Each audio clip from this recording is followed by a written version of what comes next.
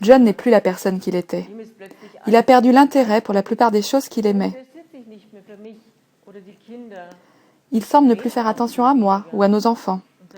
Il parle beaucoup moins et son comportement est de plus en plus autocentré, froid, rigide.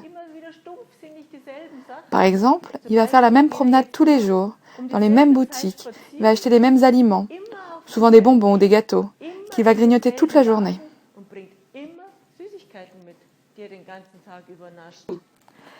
Ensuite, il a commencé à faire des blagues et des commentaires inappropriés, voire vulgaires.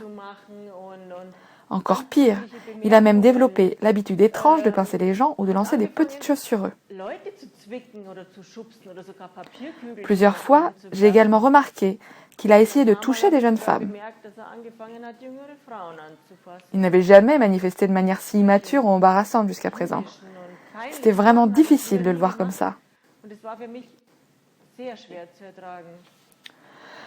Bien sûr, je lui ai dit combien j'étais furieuse de son comportement et que c'était très gênant et honteux. Il m'a répondu que les gens n'avaient qu'à s'occuper de leurs propres affaires et que lui allait bien. Même lorsque j'étais sur le point de pleurer, il était complètement indifférent et pas concerné.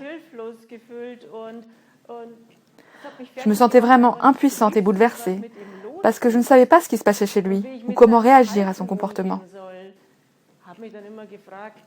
Est-ce qu'il faisait ça exprès pour me faire du mal? Est-ce qu'il développait une maladie psychiatrique? Finalement, j'ai été rassurée quand les changements de comportement de John ont été également remarqués à son travail. Il était ingénieur pour une boîte de construction de voitures. Ils se sont rendus compte là-bas que John n'était pas capable d'accomplir ses tâches habituelles. Suite à un rendez-vous avec le médecin du travail, John a été adressé à des spécialistes.